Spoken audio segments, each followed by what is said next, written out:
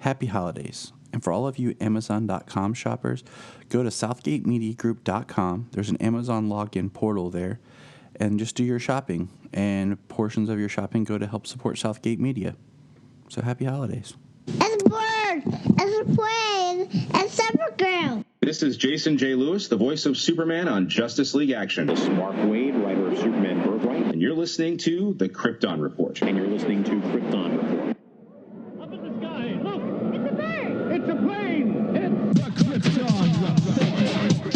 The All Things Kryptonian podcast, including Superman and Supergirl. We discuss games, movies, cartoons, TV shows, and comics. Find us on Facebook, Instagram, YouTube, and Twitter. If you've enjoyed Krypton Report, please check out the other podcasts available from Southgate Media Group. From Capes and Lunatics, which is everything you could possibly want from a geek podcast, to Nuff Said, Capes and Lunatics Sidekicks, Titans Talk. If you're like me, you can't get enough of your DC. And you can also check out Super Connectivity, where they discuss everything in comics. Also, they do discuss Marvel. That's something you don't hear much from me. So, check it out. SouthgateMediaGroup.com. Look in the sky. Superman is coming. It's so awesome. Hey, James. Hey, Tyler. Yeah, we don't have a lot of time because we're trying to push this before part 3, but we're going to talk real quick here. So you watched Black Lightning? I did. Yeah, so I ended up watching Black Lightning last night, and I was going to watch it this morning, but I'm kind of glad I did, so I could tell you, hey, check it out if you can. So let's just talk about some high points real quick with Black Lightning. So it's definitely going to play into tonight's episode. Now, for anybody listening, I didn't catch it, and neither did James, but they didn't say what Earth regular Black Lightning's on. No, I did not see it. And I even had to start it over again because of the app, you know? Yeah. Since it's individual to the device. Yep. So I even had to start it over again. And so I watched it for a minute before I kind of skipped ahead. And it didn't start off with saying an Earth or anything either. And so basically the red skies start. Jennifer gets basically her cells absorb the antimatter or whatever, and she goes into an interesting state where she's phasing in and out, and she meets 2 other versions of her from the multiverse. Each one's name is different because it took me a minute to realize, because it said Jen Earth 1. I was like, Jen, because it was Gen. And we found out on regular Earth 1, she healed all the metahumans in Freeland. Jefferson is the Secretary of Education and gets murdered by Odell. That pretty much sums up the regular Earth 1. And then you had a good point that we'll hold off on the end for. Yeah. We meet Jen of Earth 2, which is Jinn. And she's basically just nasty, pain in the butt, like annoying. And she ends up killing her whole family. So that was interesting. Yeah, she was evil. We see that because they mentioned that the worlds were unfolding and folding into each other, and that's why Jen was on this plane of the different versions of her. So that was interesting to point out. And yeah, it was quite interesting how she was able to. So like the Jen we know, she was able to see the events going on the other Earths, like the antimatter inner cells or whatever was connecting her on a astral level, right, and to the other Earths. I thought that was really neat because that'd be something that would kind of almost be cool to continue, just that kind of thing throughout the other episodes. So, yeah, I mean, but it was pretty cool how it led leading into tonight's episode of Crisis. Right. You know, Exactly. because Black Lightning hasn't been connected to Anything. hasn't been connected to the rest of the multiverse at all. Because this is the first time they mentioned a multiverse, and that's when Gamby comes up with it and says it to Jeff while Jennifer's phasing, and then Dr. Stewart mentions that's it's been something in physics forever, so they just tried to cram that in there real quick, because this episode kind of ends with we see our regular Jeff and his family, and Harbinger or the Monitor take him, and because we see the portal thing open and he gets sucked through. So that pretty much leaves us with getting him there.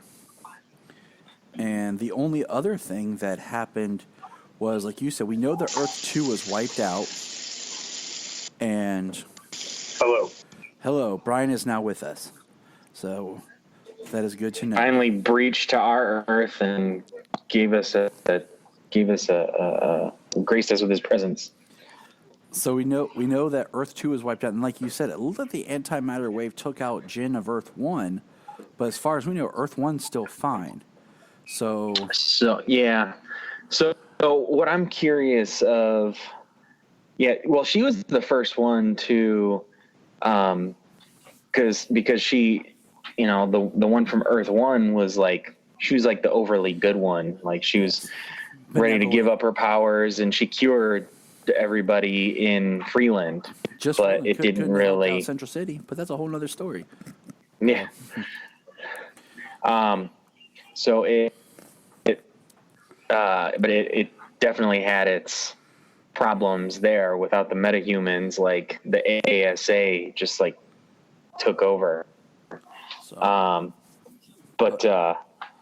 So she was the first one to see the antimatter wave, and then she says something, and then she disappears, and then Earth 2 Jen says something, and then she disappears, and the antimatter wave just kind of comes through and takes them out, and then it passes by Jen, the one that we know, and then it kind of goes back to their Earth with Gamby and Lynn and Anissa. Yep. All right. So now we're getting into Infinite Crisis Part 2.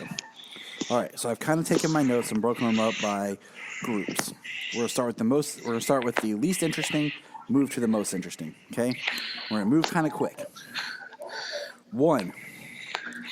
So we learned that there are 7 paragons throughout time and existence that the Monitor is going to use, because the Monitor went back, saved the Book of Destiny, and used the Book of Destiny to figure this out. Okay? So hold that. We know there's 7. All right. Great. Good job. Way to go, Unite Monitor. the 7. Yeah, unite the 7. Good job, Bryan. So plot 1. Hashtag release the Snyder Cut. Plot 1 I have is Oliver to a Lazarus pit. Really? Really? I have a lot to say about this. All that's going on, you're going to release Oliver to the Lazarus pit, so why? Is it a good idea? We learn Constantine, because of the antimatter, is losing his mojo. They go to a different Earth. Do you remember what Earth they went to for the Lazarus pit? 18. Earth 18. Was it just straight 18? Yes. Okay, because I have my notes here on ongoing Earths. So Earth 18 is the Lazarus Pit Earth. Got it. Awesome. We meet Jonah Hex, which was cool just to see him. White Canary gives him his scar. We know that if he comes back, he doesn't have a soul. Constantine can't pull his soul, but can you pull a soul to a different Earth? If he died on Earth... I wrote that on my notes, too. If he died on Earth 1, wouldn't you have to be on Earth 1 to pull his soul? And I'm just is this going to pay off? It's magic. I know it's magic, but I'm just going to say, is this going to pay off in some great It's magic and an extra dimensional plane. So, is this going to play into the fact that Oliver didn't die, and that's why we see Felicity walk with the monitor, and they're going to go off to like a special kind of like heaven place later or something after Crisis? But anyways, your comments quickly so we can move on to the more important stuff. I think it's a bad call.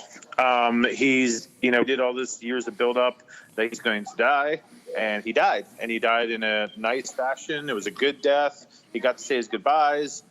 Let's just let him die. We should have no story where we're bringing him back. We should focus on bigger problems like the multiverse ending. James. And I just kind of want to see where they go with it. I was surprised he died so early on. It was kind of big and emotional for all the characters involved.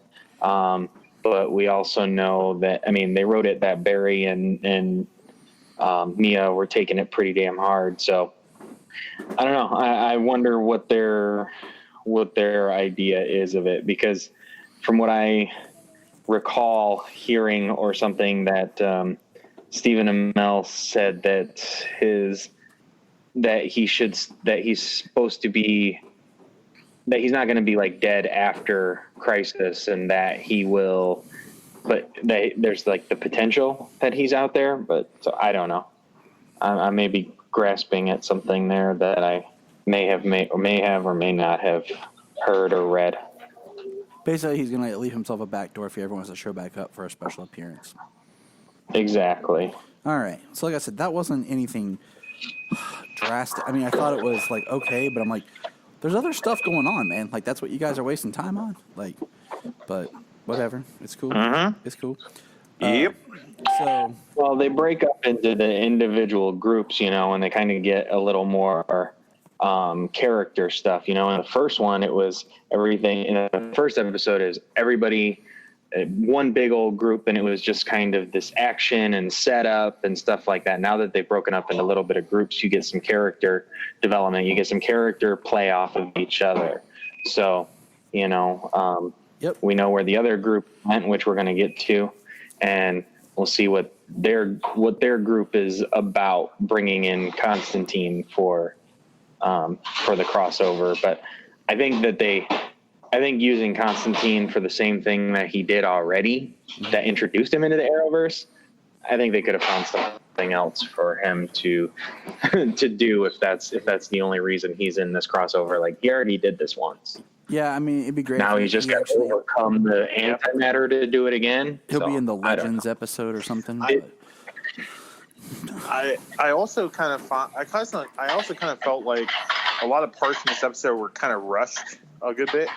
Like we never got this conversation between Barry and Mia or Maya, whatever, bringing back Oliver.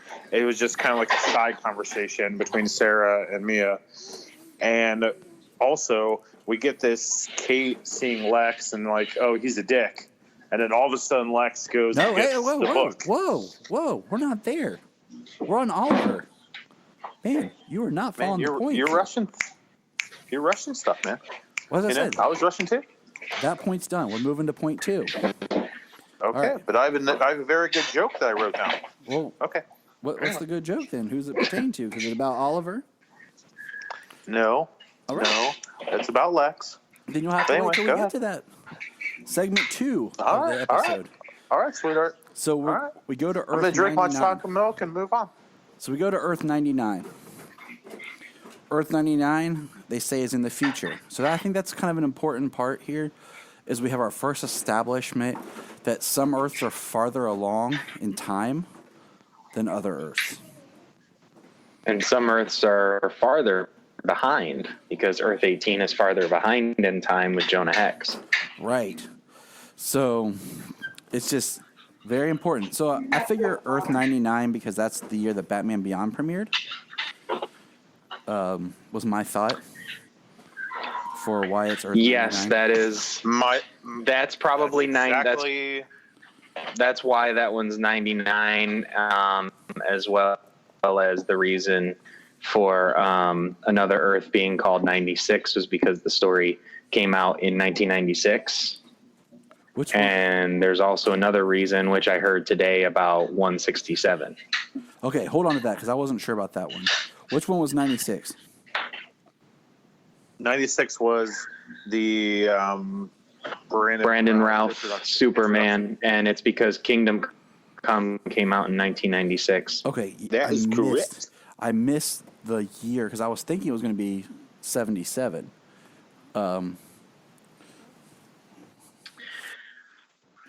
Hold on. Yeah, I thought it would be 77 too, but it was 96. So Yes, it was 96. we get to meet on Earth 99 Luke, who looks like he just cut out of like a rap gang or something. Like he's gonna go bodyboarding. Oh, I have a joke about that. One thing that definitely needs to be addressed, because I don't see anybody addressing it online either. Why the heck is old man Wayne living with a much younger black man with his shirt ripped open like that? That's something we need to think about there. Nah, I don't want to think about it. I'm just Well, gonna move. hey, past It is what it is. Oh well. It's a little creepy. It's not my business. It's not my business. I don't So- care. So We Kate and Moving on. Tara are there, and they show up, and she's, I want to speak to Bruce. I want to speak to Batman. I'm his cousin Kate. Luke shuts the door. Kara kicks it down. Bruce comes down the stairs. Now this Bruce is it's an amalgam Bruce. Basically, this Bruce is Kingdom Come meets The Dark Knight Returns Bruce. This is what this is. He has the Kingdom Come exoskeleton thing, but he has he's the kinda like- attitude of The Dark Knight Returns. yeah, he's kind of like an amalgamation of like you said, The Dark Knight Returns, Kingdom Come, but I also think he's kind of like a future version of like the BVS Batman who is successful. I think maybe like his first kill was Superman. Like their fight, his first kill was Superman, and after that he kind of went downhill. I kind of got a bit of that too. Because he says, he like- confronts Kate. We learn that he's darker, that he's killed. He starts going off on how after your first kill, you just start going, and keep going. And it becomes... Which is something, Batman has said, like he said in Under the Red Hood, like if he did it, then he knows he couldn't come back from it. He knows that he would, if he did it once, then he would continue. So we find out It's not the exact quote, but it's Kate died 5 years ago trying to pick up where Bruce Wayne left off. And she died fighting. And he's a very broken, hopeless Batman, because even then, like, he pulls the quote. He quotes BVS, fellas. He quotes BVS. The same quote he gives Superman after he As he's spinning him around. pulls the spear out of the ground. Yep. After he spins him around and throws him down, and he picks up the spear out of the ground. My parents taught me something different as they were, the world only makes sense if you force it to. So, Which is why I took him as a future Batfleck, kind of a little bit like that line. well, right I there. mean, he wouldn't be the future Batfleck because that was the whole point of Justice League was Batfleck changed, and him and Superman became friends. Well, no, it's an alternate version of him Yeah. that he actually killed Superman. That he killed Superman. Yeah, but that's why I say like I even see it as like Dark Knight Returns because he talks about friends changing. He talks about Superman saluting flags and all that. I mean, that's all lines. from Yeah, Dark it's like Knight an Returns. amalgamation of those different, those like three versions of the character. But I mean, it was I would Kevin like- Conroy. And I mean, it was a shocking. Which is awesome. The greatest Batman that we all know played like the darkest Batman we all know. Darn right. Yeah, certainly the darkest, being a killer. As I was watching with Jen, though, I was listening and I said, it doesn't really even sound like he's using the Batman voice or even the Bruce voice. And like, I was really trying to pay attention. And, Jen walked behind me like she does, and she said, well, it's a different Batman, Bryan. This Batman's in a buttload of pain, and he's kind of given the Batman voice, but he's given it like he's in a crap load of pain. So, like, it's just a new twist on that voice. This is like it's like his Batman Beyond voice, but 20 years older. It sounds more like Conroy's talking voice. Yeah. Like if you listen to him in interviews where it's like this, because he always says, when he does the Bruce voice, he goes higher, and when he does the Batman voice, he goes lower. And this is very Kevin Conroy. It's just enough there that you identify it, and but and like I didn't have a problem with it.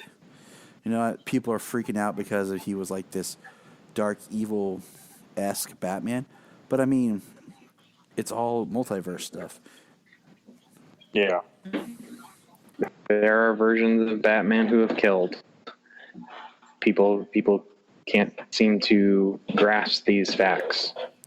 One I thought was the interesting is, so Kara, finds out that he killed Superman, and it confronts him and says he's not the paragon of anything. He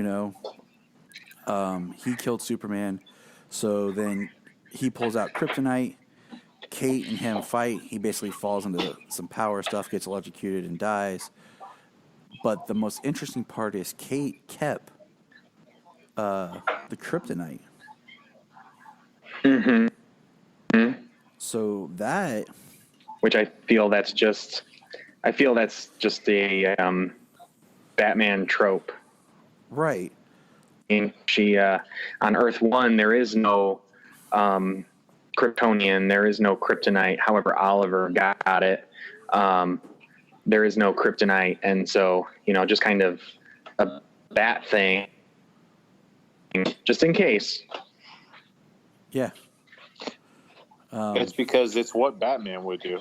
It is what Batman would do, but now, exactly. But now Kryptonians are coming to Earth 1. Batman has to have that precaution. Yes, they are coming to Earth 1 because there is no Earth 38. So, all right, now it's been wiped out. We get to meet Mick Rory from a different Earth, which was Earth 74. Earth 74, where the Legends gave up. He's really good with Baby John. We find out that was awesome. On the Wave Rider in 74, there's no Gideon. It's actually Captain Cold.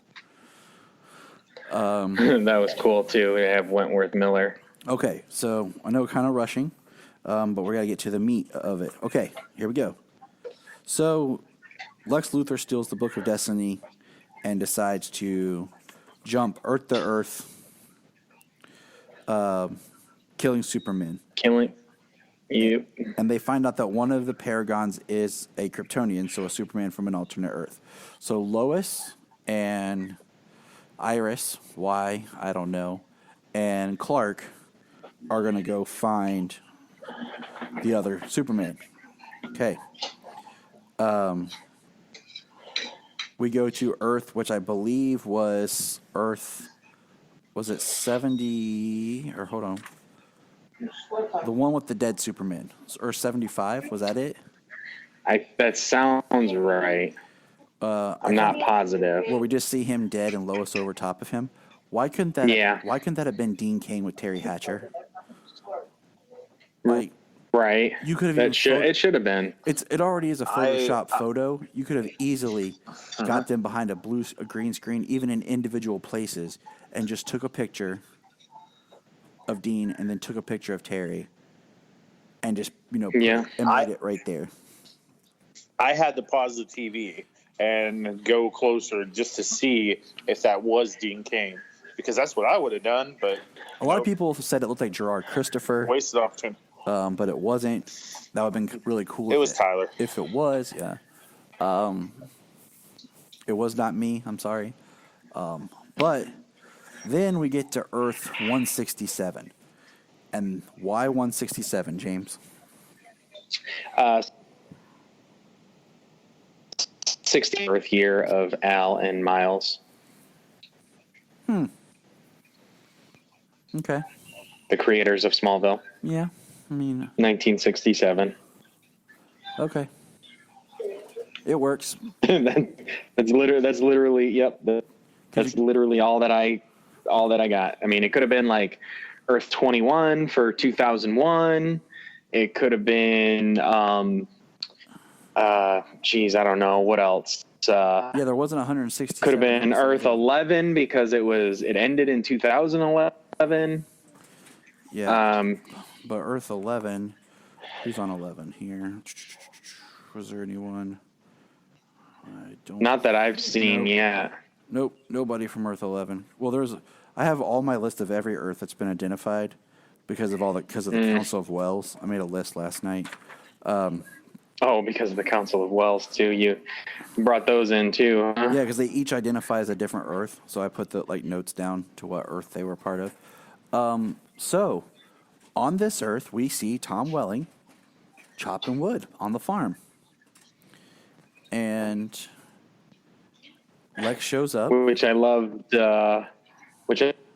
I loved Lois's line when they first show up before they even talk to him, and she calls him the buff guy from the Brawny paper towels label. Lois, as in Elizabeth Tulloch. This is where we got to get Elizabeth Tulloch. We're gonna have to. Elizabeth Tulloch. We're gonna have to use some actors' names here because it's gonna get a little. Yes, dicey. Elizabeth Tulloch. She said that, and Tyler Hoechlin kind of gave her this sideways look because she said that he is huge.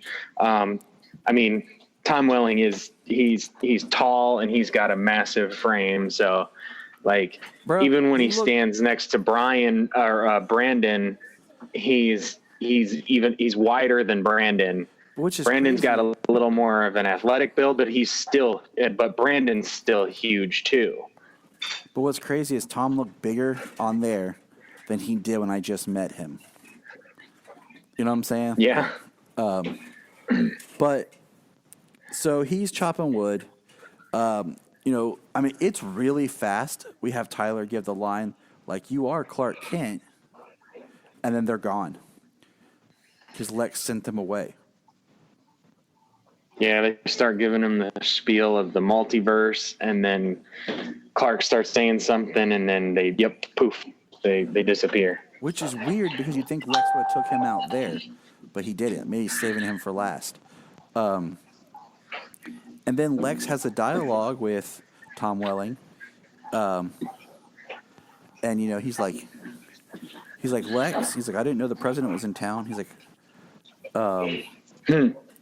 Lex, John Cryer Lex, goes to destroy him with the Book of Destiny, steps on a toy, and you find out him and Lois have 2 daughters, and he pulls out kryptonite and it does nothing. And you find out that Smallville Tom gave up his powers. Yes. I have mixed feelings. Couple of things. Yeah, so a couple of things.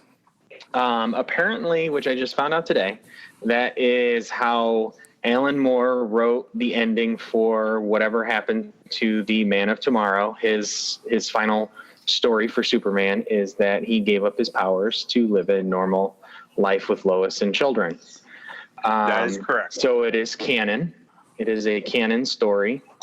But also, and I watched it last night and I was completely okay with it. I was like, oh, well, that's nice for, because it does make sense for the majority of the time that Tom played the character.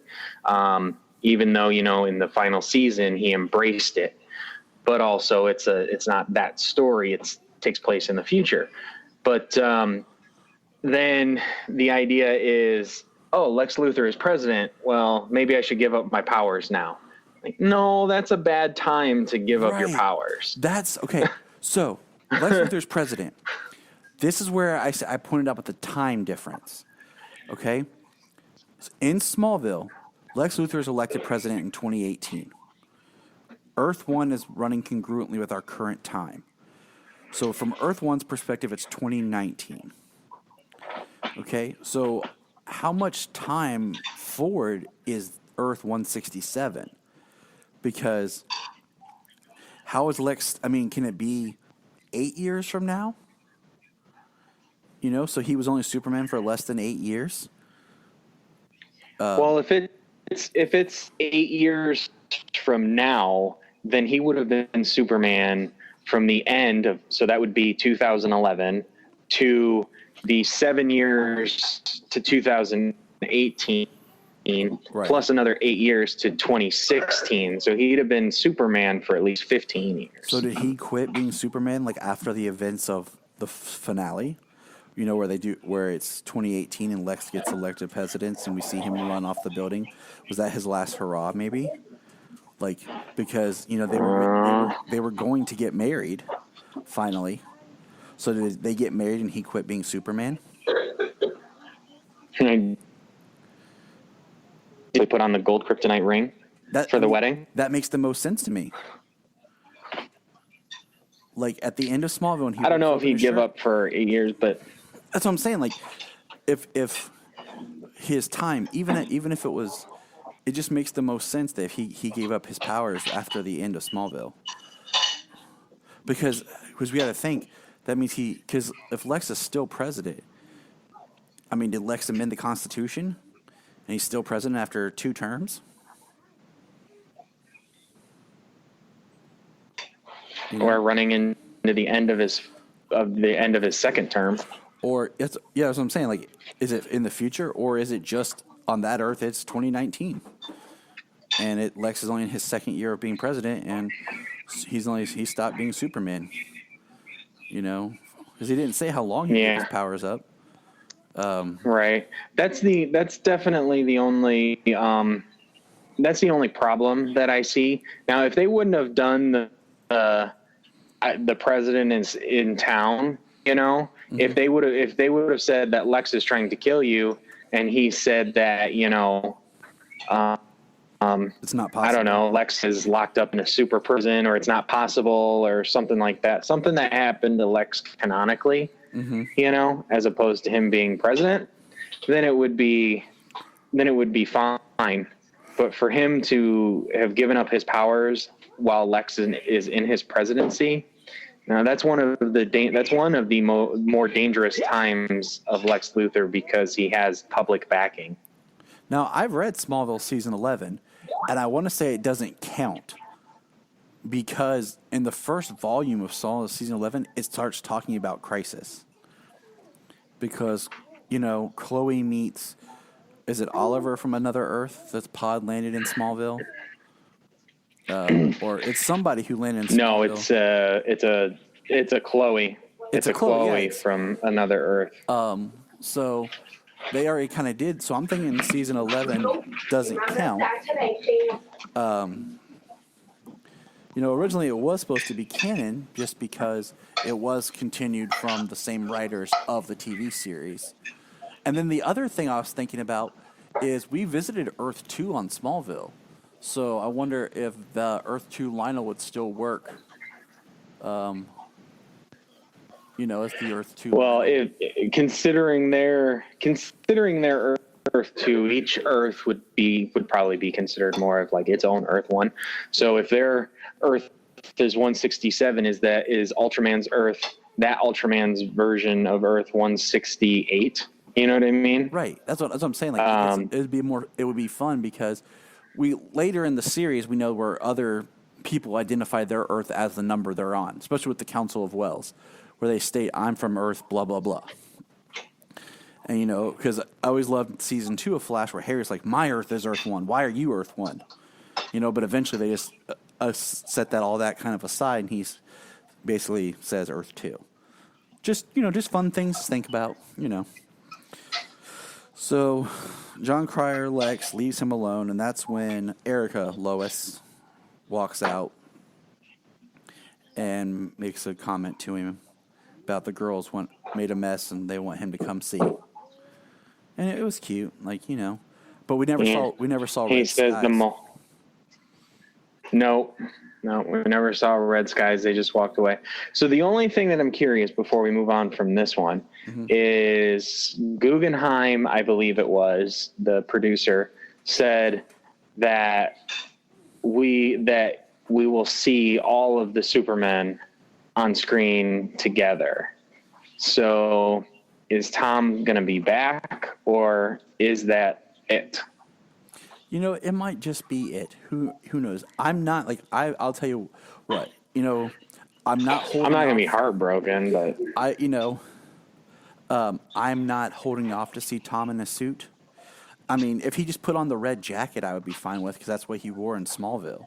You know, to me, that's more of a Smallville symbol than him actually wearing a Superman suit. You know, people who thought like he's going to show up and save the day and all this and be part of it more, they're not realistic. Because first of all, we knew there wasn't a lot of money for all these other people. Like, we're getting to Brandon Routh being Superman. He's also already contracted to be in there because he already is with CW working as Ray Palmer. So his character can be in there longer. You know what I'm saying? All the other characters are just cameos or minor parts just to fill in the infinite Earths, you know? So having Tom Welling come in, as much as I would love to, and be like overarching for all of it, it's just not happening, nor did I expect it. You know, even John Wesley Shipp, who will probably show up tonight, he's, you know, been a guest. He will show up tonight. He's a recurring guest star, you know, for multiple roles on The Flash. So if he's there longer, that makes sense. The one I'm still holding out to see is Linda Carter. Even though she's already been on Supergirl.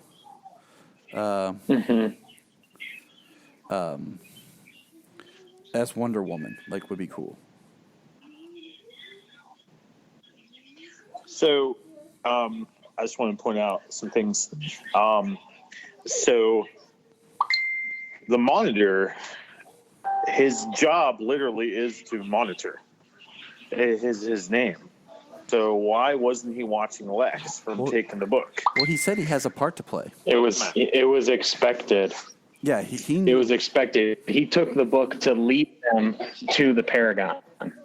Yeah, like he's... Okay, well, Paragons. Okay, so Kate is a Paragon. She is considered the bad of the future. Yep. So, and Sarah's a Paragon of Destiny.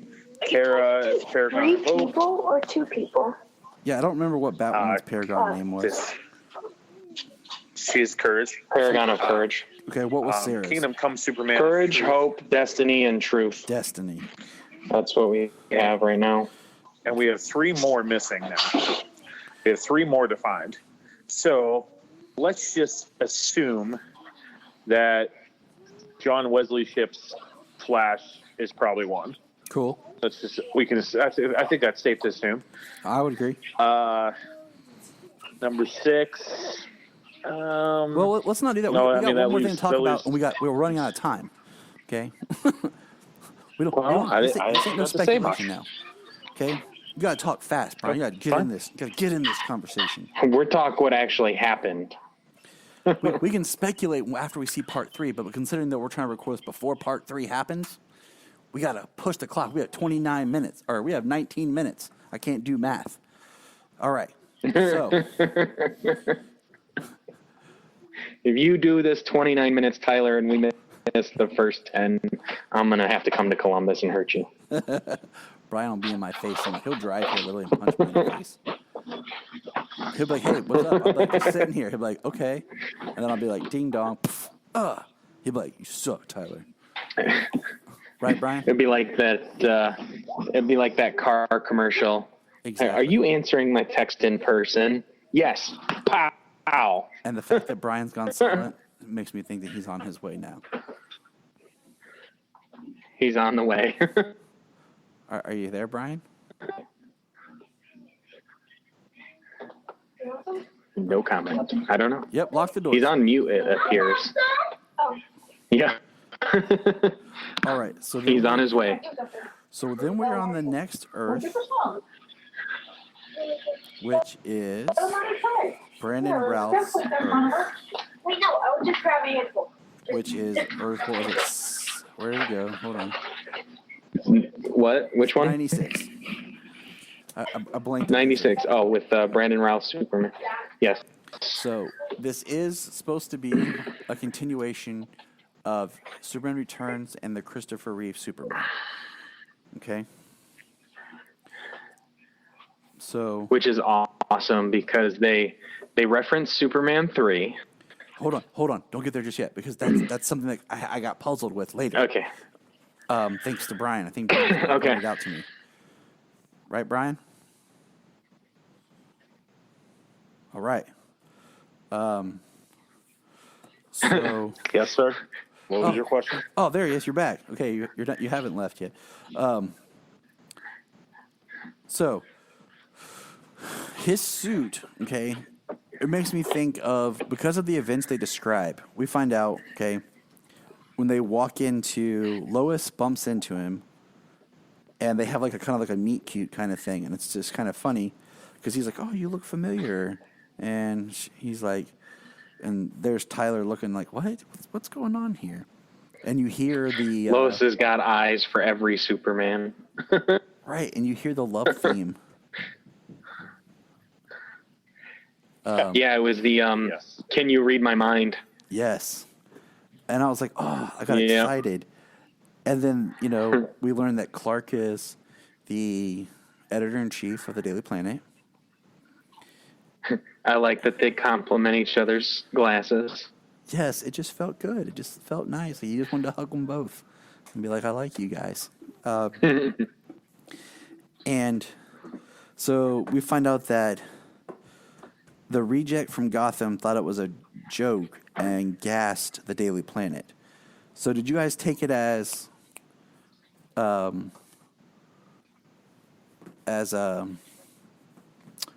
Joker? Well, that's the Joker. That's the Joker, Tyler.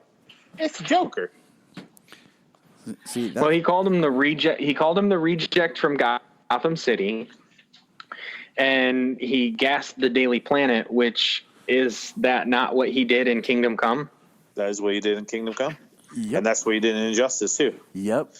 And so And I thought it was a practical joke. I don't know. Injustice was actually kind of pretty twisted and messed up. yes, Well, it is. of course, but we didn't get there. Because he attached a detonator to Lois Lane's heart to nuke in Metropolis and kryptonite laced fear gas Superman into killing a pregnant Lois, which in turn destroyed his entire city. So took out his his child, and his city all in one swoop. That's different stuff. We got to talk about the Crisis episode. So in this Crisis episode, there's a bunch of names on the wall. And I tried looking at all the names, and there's 2 names I did not see on that wall. Okay. And those 2 names are Richard and someone else's name that he does mention. Ah. His son. Because he does say his wife. He doesn't say his son died. He does. He does No, say... but he mentions later that he looks like my son Jason. Or Right. something looks like my son Jason. He says that baby John Joel Kent looks like his son. Jason. Yeah. So he says looks, not looked. And like That's you said, right, it wasn't on the exactly. wall. And he said, my friends, people I cared about. And his wife, And specified my wife, but yeah. he didn't say my son. So that's just, you can speculate that Jason is alive. Is still alive. Yes. Well, just because he was in the Daily Planet a few times during Superman Returns does not necessarily mean that Jason spent his entire life going to work with his mother. Well, now he would be older, too. No, absolutely not. But we have to think, if Jason is out there, like, it would be a huge disservice if we don't get some closure with Jason. Like, what is Jason doing? I don't care. Yeah.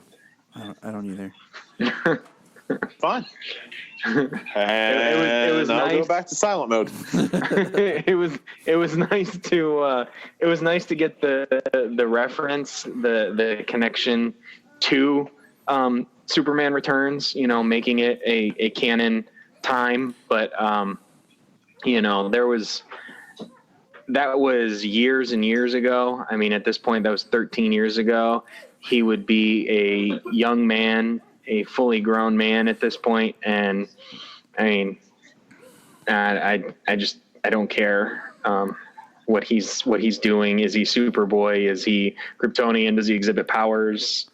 Like, or in the Phantom Zone, at all? being tortured. Yeah, who knows? Is he in the future with the Legion? You know what I mean? I don't. No. I really don't know, and I don't care because he's not involved in what's happening. If I'm not mistaken, like the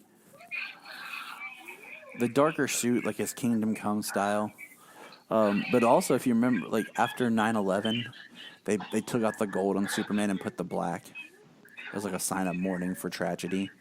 So I thought of that too, with his suit. Even though it is just straight up the Kingdom Come looking suit. I did love when he changed his suit, and then Tyler changed his suit.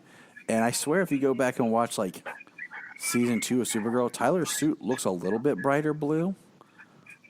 But man, next to Brandon's suit, it just looks like dark blue. Like dark right blue. Like Man of Steel dark blue, which is a really dark navy. And then Bryan's favorite character, John Cryer, Lex Luthor, shows up and uses the Book of Destiny to have Superman v. Superman. He is amazing. Which was an awesome scene. And Bryan, why don't you tell us about that scene, since you just rewatched it before we started this? So, the greatest Lex Luthor of our time, the greatest criminal mind of our time, he shows up with this Book of Destiny because he wants to kill all the Supermans. But then he's like, you know what? Tom Welling punched me in the face, man. And, screw that guy. So why don't we have Supermans just kill each other? So he uses the Book of Destiny to control Brandon Routh, Superman's mind. And then he starts choking Tyler, and he starts trying to kill him. And then he throws him out the window. And then there's this big Superman fight. And this guy's like, whoosh, and this guy's like, whoosh, and then they're like, boom, boom, boom. And then Lois is like, we got to walk away from the window or we're going to get hurt. And it was just crazy. Very cool. I like when they smashed into each other and the shockwave busted out a whole bunch of windows out of buildings. It was pretty sweet. It was awesome.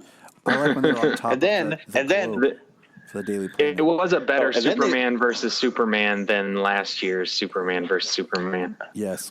Darn right it was. And then Brandon Routh Superman tries to shoot Lois and Iris. I even forgot Iris was in this scene. And tries to shoot him with the laser vision. And he has his classic heat vision. Which he has the heat vision from Superman Returns. Yes. The good looking heat vision there. And I was glad that it was red, not blue. Yep, that's in my notes. I hate the blue one. I hate the blue. I don't mind the blue one. I mean, it's different. I don't mind it. It's something different. But it was nice to see classic back. Mm-hmm. But then Lois says, Clark, you're the paragon of truth. Remember who you are. And then Mufasa comes from the clouds, these red clouds. It says, remember who you are. Or I'm sorry, Jor-El, my son. And then he comes back. And Lois also hits Lex Luthor in the head with the frying pan. Where that pan came from. Where'd that pan come from in that office? I think it was probably more of an award off of the desk or something like that. I don't think it was. Maybe it wasn't. Maybe it wasn't. I don't know. You were just seeing it like a cartoon. So that's how I see all of life. Anyway, it was a nice scene. It was really cool. Brandon Bath as Superman, giving him something to do. I love seeing his acting where Brandon Superman was in the same scenes, shots with Ray. And you could actually see Brandon playing two different characters, Ray and then Superman. They must have used a little.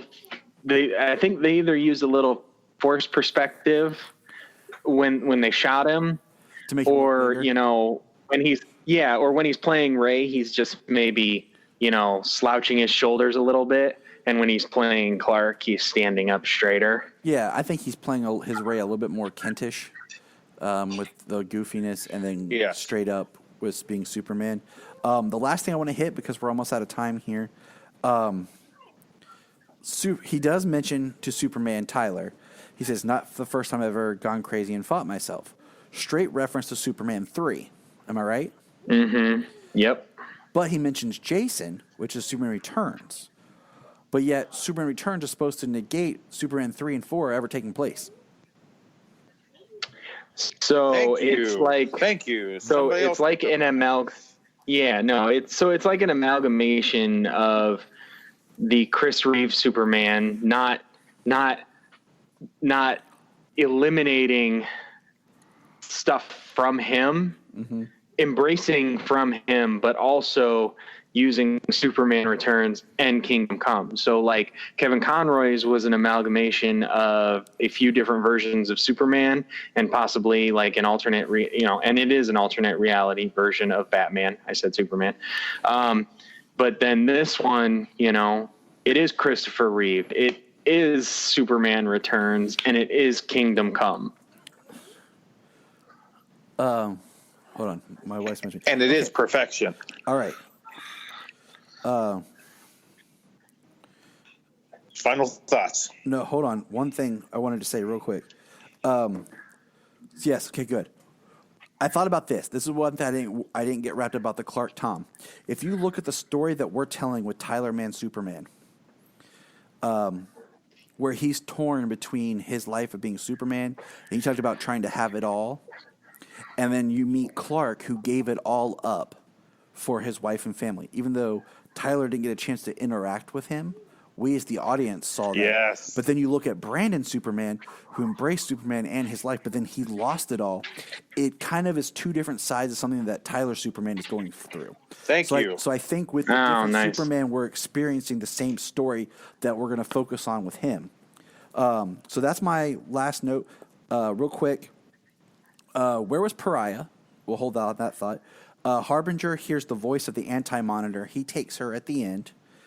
As soon as she started hearing the voices and stuff, I was like, oh, there's the Anti-Monitor. And the last thing I was going to say is... And then we finally get to see him. Lex Luthor in the Book of Destiny thing, that could be its own crossover. Just chasing Lex through time and seeing every Superman. That could have been its own crossover. But that's where we're going to put a pin in this. We have...